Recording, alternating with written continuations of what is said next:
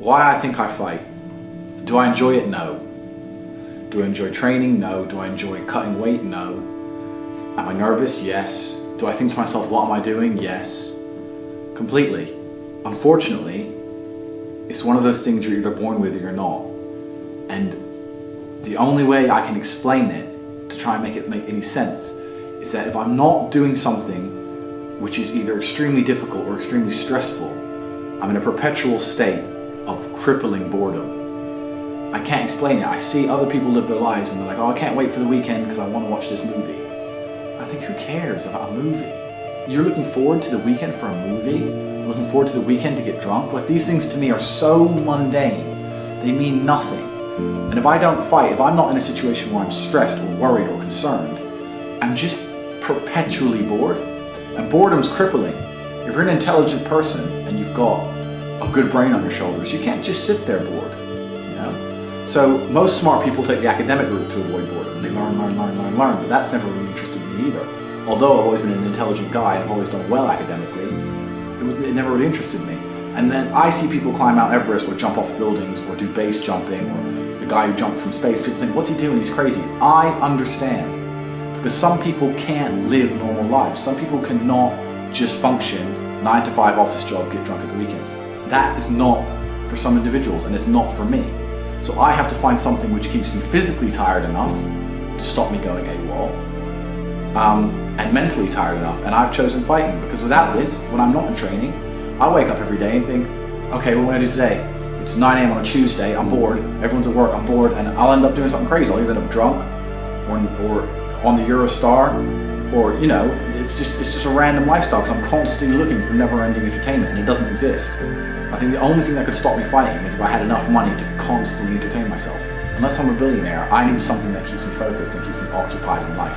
With fighting, I have to train twice a day, and I have to train hard, and the stress it brings in every aspect can replace fun, and my mind is occupied. It occupies me. It's the only way I can try and explain it. It occupies me, and I could never stop doing this even if I lost 100 fights, because I'm not built to live a normal existence. I can't do it. I couldn't just have a kid with some girl and sit at home and work a little bit and relax.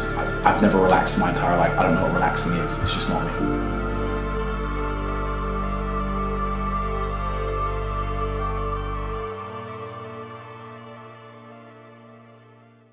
What the secrets to success? There is no secret to success. I have the secret to my success. And the secret to my success is different from the secret to everyone else's success. If you take 100 people and put them in a room, all millionaires, all of them worth 10 million plus, and I'm sitting in that room with them, and you come up to the table and say, guys, what's the secret to making money? All 100 people will give you 100 different answers as to how they made money. Which means there is no secret to success. There is no recipe to success. I know the recipe to my success. So I was 17, I was working at a fast food restaurant making sandwiches. Now, the internet didn't really exist as such, but looking back on it, it was part of my journey. And I regret nothing because I ended up where I am. So would I even go back and tell myself anything is the question. If I had to, it would be to not burn so much of my time. Let's talk to the 17-year-olds who are listening. You know, do you finish your job, come home, play video games, etc.? That's what I used to do when I was 17 a little bit. What I didn't do is come home and think, okay, fuck, let's work on something new. Let's try and build something. Let's start a YouTube channel. Let's start creating content instead of consuming content. I'd tell myself to be a little bit more proactive with my free time and not fuck around so much. I was a 4-time kickboxing world champion. For 12 years, I trained 5 hours a day, 6 days a week. And I was motivated to train probably about 25% of the time. The rest of the time I went because I am disciplined. You don't feel like going through that shit on a Wednesday morning when you wake up, but you have to do it because you're disciplined. You're either a disciplined individual or you are not a disciplined individual. There's a difference between want and want. And I say this all the time. People say to me, I want to be rich. And I say, okay, well, I want to be able to ice skate. But I don't want to be able to ice skate enough to go learn how to ice skate because I can't be bothered. I mean, surely if I could click my fingers and be a figure skater, I'd click my fingers. Who wouldn't? But I don't want to actually go train because I don't want it enough. And this is the exact point with money. Everyone wants money put on their lap. If you truly wanted money, you wouldn't be able to sleep until you fucking had it. And this is the point. Because when I had nothing, I couldn't be distracted. You couldn't distract me from what I wanted. That's who I am. If I want something, I'm going to get it. I do not need to be motivated. I'm a disciplined person. If I allocate X amount of time to work, I'm going to do it. But that is the bottom line answer. It's discipline. You're going to have to work when you don't feel like working. That's how it's going to have to be, or you're never going to be any. One of the only things in this world you can control is your state of mind. You can't control the weather. You can't control other people. You can't even control your health. You might get a brain hemorrhage, or you might get hit by a bus. One of the very few things in the world you have genuine control over is your state of mind. You decide if you're a disciplined person. You decide if you're a happy person. You decide if you're a depressed person. These are things that in real time you can affect in your brain. This is all you can control on Earth. If you can't control that, then you're just a feather in the wind. And life's gonna blow you around, and you might land somewhere good, you might land in dog shit, nobody knows. Your state of mind is what you should be able to control. If you can't wake up and say, today I'm making some money, and actually try your very, very best, and actually stay dedicated to that task. If you can't do that, you're fucked. Every man understands you shouldn't be complaining about things you cannot change. You have to play the cards you're dealt. To be born a certain height and then to sit there and go, what do I do? I'll tell you what you do. You become the best version of yourself, just like everyone else does. Nothing about the height is in and of itself enough value for me to be a valuable man. As a man, you build your value. You are born with the cards you're dealt. Sure, it'd be ideal. Look, I'd love to be 7 foot tall. I'm not. So it's the same argument. If you're 5'2", you need to become rich, strong, and funny, and charismatic, and interesting, and witty. If you're 6'4", you need to become rich, strong, well-connected. It's the same game. So to sit there and complain about it is asinine. All of you have a handful of aces. I don't think you understand that. You could have been in a car crash at 4 years old and lost your legs. Do you have any understanding of how lucky you have been? This is pure luck. There's no this only luck has kept you fully able-bodied, sitting there, capable of learning and listening and becoming something. You don't really need to be that tall if you're important and rich, and when you walk in the room, you think when fucking Mayweather walks in the room, people give a shit? Fix that frame in your mind. You are viewing yourself as a short man. Stop it. Walk the fuck up and be the man. Stand yourself in front of the mirror if you are that person. Imagine yourself 30 years older. Imagine yourself fat, out of shape, bags under your eyes, wrinkles on your skin, gray hair. Imagine that man exactly where you are today. And if you don't like it, do something to change it, because it's complacency that damages people. And that's a mix of brainwashing and programming and, your personality. It's a mix of lots of things. But I think growing up really impoverished and looking around at the other adults, who are still I was 16, 17 years old working at McDonald's. I was working with people who were in their 40s and 50s doing exactly the same job as me. And I thought, whoa, this is fucked. I'm going to have to do something. Why are you on this podcast asking me how to stop procrastinating? Turn off YouTube. Go do something. Jesus Christ. What's wrong with people? This is exactly what you were talking about asking a question where you already know the answer to. You know the answer is to stop doing things that waste your time and apply yourself to something important. Now, this may not be a waste of your time, but let me tell you, you're a dumbass, clearly. It's like Googling how to get fit, like you just said. Everyone knows what a push-up is. Do 10,000 of them a day. Stop wasting your fucking time. I've never had to deal with procrastination. I've never had to deal with not being motivated, because what is the alternative? Literally, be a loser forever. There is a way to get revenge on women. Every time I've heard anyone say, "Oh, my ex broke up with me, she cheated on me, I need revenge, I need revenge." That's sick-minded. That's incel level shit.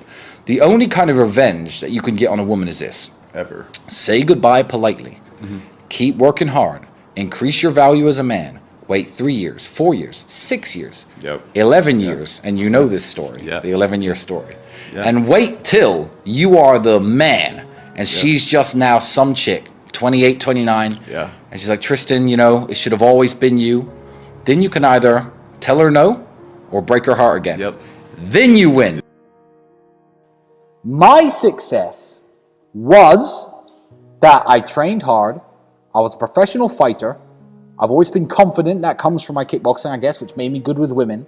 I was good with women, so I always had beautiful girls around me. When I realized that beautiful women could make money on webcam, I'd put various girls on webcam, started making a few dollars here, a few dollars there, until it grew into one of Europe's largest studios. Then I became a millionaire. That is the recipe to my success. Now, go and ask Elon Musk the recipe to success, and he's going to say, invent PayPal and then make space rockets. It's a different game. So yeah, what advice would I give to a young guy? I will give the only advice that I can give. I cannot give any other advice. You talk a lot about purpose, why we are created as humans and why we are here. Like, what is the purpose of life? Why have we been given life? I think we're here to struggle and to learn. I don't think we're here to be happy. That's why when we keep going back to the happy argument, I've always found that kind of frustrating and annoying. When someone goes, oh, but I want to be happy. Why? Why? Why do you want to sit there and laugh like you were happy your entire childhood? That's your happy days. You're allowed to be happy as a kid. Finished. It's all over now, right? You're a man. You have responsibilities. I think we're here to do important things, and important things are going to be difficult, and they're going to be hard, and you're going to get frustrated. But that's what gives you purpose. I think we're here to struggle. I think we're here to endure pain. Yeah. I think we're here to just see how hard we are to kill. I think that going through terrible things and living through them and coming out the other side is one of the most fantastic things about being human. I think that it's almost like once you understand what life is really about, there's no emotion which isn't enjoyable. The only emotional state which can be seen as detrimental is feeling nothing at all. But if you're sitting at home and you're feeling truly heartbroken, at least you're feeling something, right? And I think that's the whole part of being human. I think we're here to struggle. I think we're here to go through pain. I wake up each day and go, what can I attack? What problem can I solve? And look at history. Why did Genghis Khan wake up and want to conquer the whole world? Why did Napoleon conquer the world? Why did Alexander the Great conquer the world? You just wake up and just say, give me this, give me that. I want all of it. Yeah. There's an army there. They're really big. We're better. It's intrinsic. You need to go and conquer. That's the purpose of life. Do you believe that God created us? So why did God create us to struggle? Because if you don't struggle, you don't learn. God created us to learn and understand ourselves and understand other people and understand the world. And what did I say earlier? I said that you don't learn a lesson without pain. So you have to struggle to learn anything. There's only two ways to learn things, the hard way or the harder way. If you're smart, you can learn the hard way. But in my experience, 99% of the planet only learn the hardest possible way. If you want to feel happy inside of yourself, and you want to feel content, and you want to feel stable inside of yourself, you need to live true to God. And I'm not saying you can't drink a little bit of alcohol or not party or not have a little bit of fun, but you have to be a good person. I don't believe in the societal paradigms in which they have tried to construct this idea of happiness. I don't believe or subscribe to the way that happy and sad is currently understood by the masses of the population. I think if you are anything less than absolutely distraught, you are happy. You're a version of happy. It's like saying gray is a version of black, right? No matter how light the gray is, you can still call it a version of black. And unless you've gone through an event, which hopefully doesn't happen too often, like the passing of a family member or something that's truly destructive and detrimental to your mindset, besides these events, which hopefully only happen a few times in your life, you should be happy. If you're not crying or paralyzed in silence due to the absolute magnitude of a detrimental circumstance or the absolute magnitude of a negative event, then you are a version of happy. So I am always happy is the short answer. I don't believe in not being happy. I don't believe in not saying to myself I'm happy. I'm always a version of happy. And this idea of chasing happiness and always being concerned and preoccupied with how happy you are is actually the biggest mistake that a lot of people make, I think, in the world today. Especially men who wake up and go, oh, I don't really feel happy, so I need to get happier. And that's how they end up down a hedonistic path of drugs or alcohol or gambling, chasing pleasure. I don't care how I feel. I don't care if I feel happy or sad. It doesn't really affect what I do each day. I do the exact same things. I act the exact same way. I don't care. I don't put weight to the significance of the emotion. So I always consider myself a happy person, but if I woke up and I was slightly less happy one day than another, it wouldn't affect anything I do and I wouldn't put any relevance to it. I'm human and that's life. So yeah, am I any happier now that I have hundreds of millions of dollars than before I was broke? Not really, but I was never unhappy. I'm the same state that I was then that I am now. I have work to do and I will do it. It's as simple as that. Well, also, there's no light without dark, and there's no joy without pain. You can't have a rainbow without a little rain. No matter how hard you chase pleasure and happiness, there's going to be dips and troughs in between. There's going to be come downs and downtrends, and you're going to have the juxtaposition between that time you were laughing your head off and acting giddish like a child, and the time that you feel depressed as such. And I think it's much better to just adopt a very disciplined, stoic mindset. I'm always the same base level of happy regardless. If I lost all of my money today, I would be the same happy. If my net worth quadrupled, I'd be the same happiness. But as long as I'm alive and the people I care about and love are alive, and as long as God gives me the honor of doing my duties and providing for the people I care about, as long as I get to wake up and know that there's a whole bunch of people in the world who need me and I get to work hard to please them and do good for society and good for the world, then I'm a vessel of God, and I'm happy enough to survive. That's all I look at it as. I don't ever consider how do I feel. That doesn't cross my mind. I have things to do. I'm too busy. I have things to do every single day. I have very important things to do, and how I feel really is not going to affect how I complete those tasks. A healthy body is a healthy mind. Get into shape. You know, try to look your best. Try to become more knowledgeable. Whether that be watching YouTube videos, watching stuff that my brother or you put out. Just try to understand the world better. Try to understand that you can't just walk through the world as a dork, because the things you desire don't come very freely to dorks. I would like to think that every single young man watching would love to have a beautiful woman. They would, wouldn't they? Beautiful women don't like dorks. They really don't. So look at the things you want from life, and look at who you are as a person, and think, how can I positively change myself to get the things that I want from life? And I think you're naturally going to come out of your dork state just from doing that. I have no ritual or anything that I actually recommend to men. With younger men, especially the guys who aren't physical yet, and they don't have the size, and they don't have the money to go to the gym, and they don't have the time to do the training. Obviously, Andrew sells his fitness training program, which is all well and good, but a good example I always used when I was younger was do push-ups during TV commercials. Yeah. Push-ups during TV commercials was my life hack. When I was young, I was broke. I got to this size. I'm no bodybuilder, but I'm a very big guy. I'm about 240 pounds. Yeah. Watching TV is a very wasteful exercise. Every time the commercial comes on, do 50 push-ups. If you can't, do 25. Do 10 every time the commercial comes on. Something. Yeah, by the time the day's over, you've done 150 push-ups. Your arms feel pumped up, your pecs feel pumped up. What choice do you have, my friend? What do you mean? What happens if you don't deal with the grief? I don't understand. Are you going to kill yourself? Drink yourself into depression? Ruin your own life?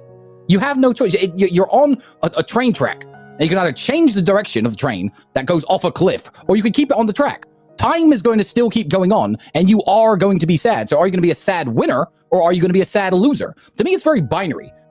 Just because everyone's doing one thing doesn't mean doing the opposite is wrong. Sometimes that's the best thing to do. Life is like a game of chess. You can't take moves back. All you could do is look at the board you're in, look at the position you're in, and make the best moves possible. Women are going to want that Gucci purse. When they get to 16, 17, 18 years of age, they're going to want those shoes. They're going to want those lubes. They're going to want the jewelry. And who's going to give it to them? So become a financially successful man yourself for the sake of your daughters. Because one way or another, she's getting that Gucci purse, my friend. Whether it's OnlyFans, webcam, prostitution, escorting, sugar daddies, or her actual father who loves her and takes care of her. So people who think they're going to hold their household together with traditional values and religious values alone when you're flat broke, believe me, if your daughter's pretty, she ain't going to be broke for long, my friend. And she isn't getting the money from you, and she's not getting it for free either. I am sick of reading shit on the internet saying, yeah, some people are special and they take longer to bloom and your time will come. Let me tell you something. 99.9% of people who are born broke, live broke, stay broke, die broke. That is the reality for almost everybody. The internet and it's all going to come to you at the right time bullshit is fucking a psyop to keep you down.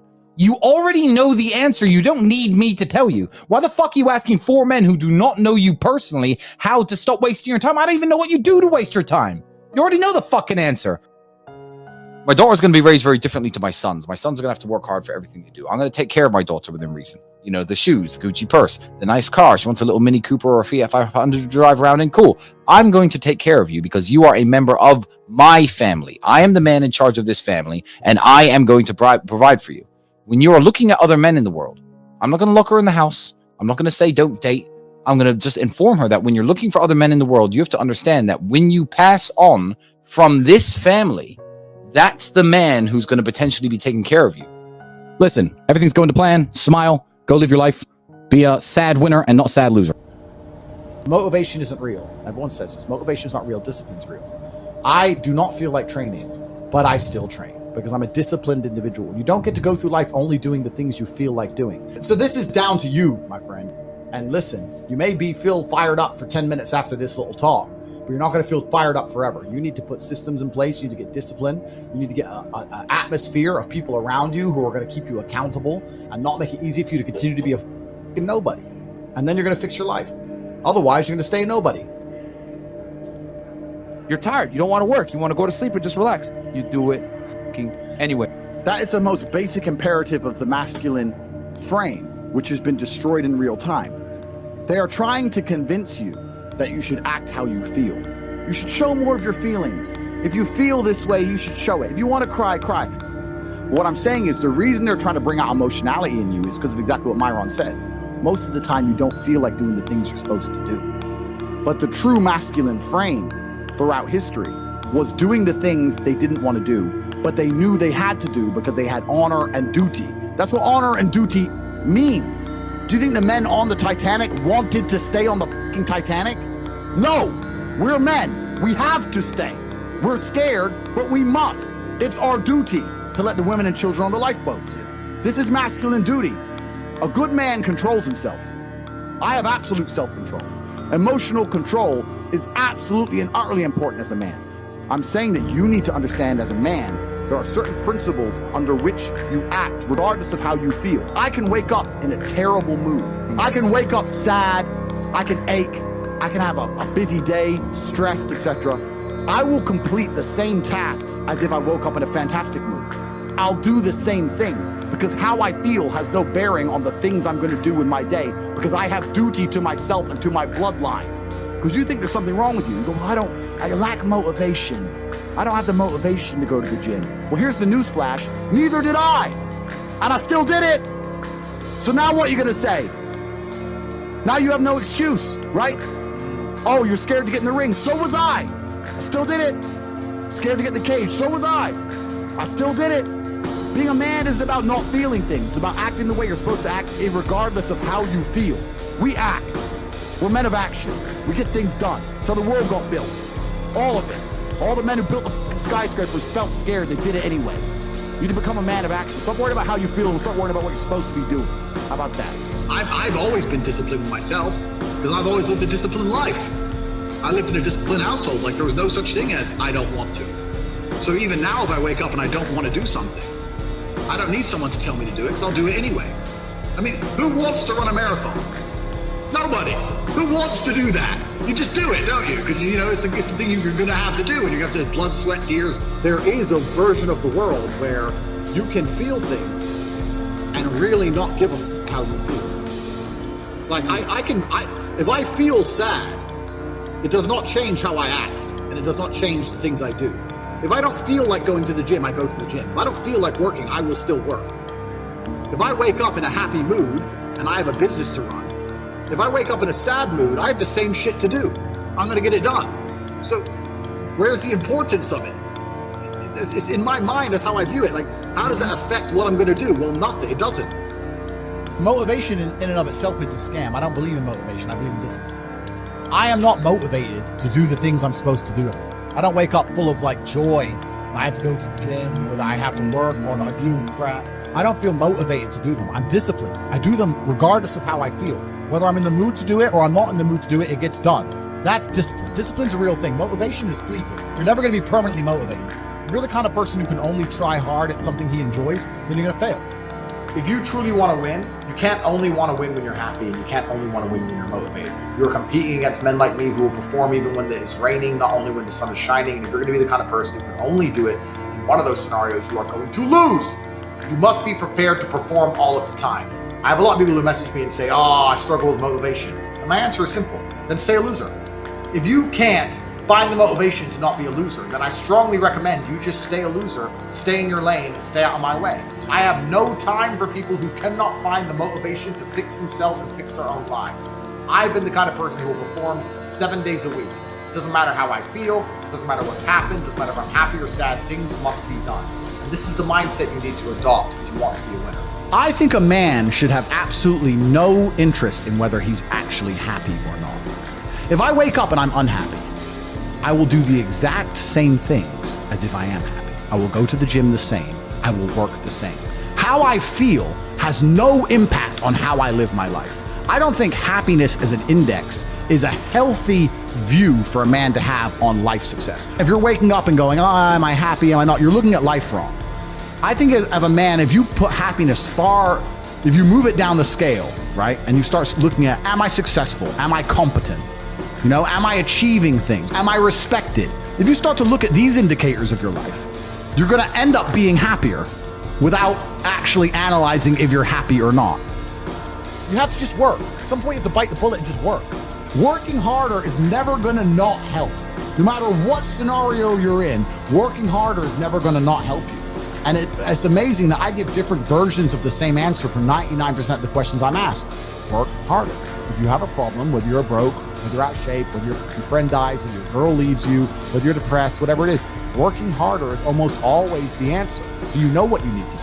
You need to do it. And what's amazing, again, is kind of like the antidote. If you take the antidote before the poison, then you never get sick in the first place. If you're always working as hard as possible, if you're always working your ass off and trying to be the best version of yourself every single day, then you never get sick in the first place. You're already working, you're already taking the antidote. So things can't attach to you, they can't get hold of you. Working hard is the antidote to everything. So why don't you just do it in advance? Why don't your life just become work like mine? Why don't you just dedicate yourself to a cause and get up and do what you're supposed to do every single day? I can't stand quitters.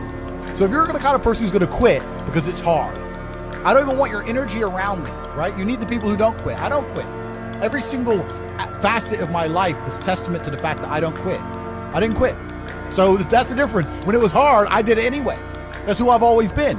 And if you don't have that kind of tenacity, you're never gonna be anything. So I'm indefatigable. I do not give up. I do not get tired. I do not quit. That's what they want. That's what the enemy wants from me. They want to try and win a war of attrition. They want to wear me down and hope I quit and give up. I am not that guy. I'm not that guy. I'm the guy who keeps going. And if you're truly indefatigable in life and perspicacious, that's my favorite saying, the one I say all the time, unmatched perspicacity coupled with sheer indefatigability makes me a feared opponent in any realm of human endeavor. It's absolutely and utterly true. If you pay attention to the things that are happening around you and you do not quit, you will be a dangerous opponent in any realm of human endeavor. It doesn't matter what you try and do. I'm a man who lives true to God and says what he means and means what he says, and I know the things I say are good for society and good for the world. I didn't put a fucking magic spell on anybody. The reason people listen to me is because they like what I say and they know that I'm telling the truth. That's the reason I am here, and I'm going to continue to do that, and there's nothing anybody can do about it.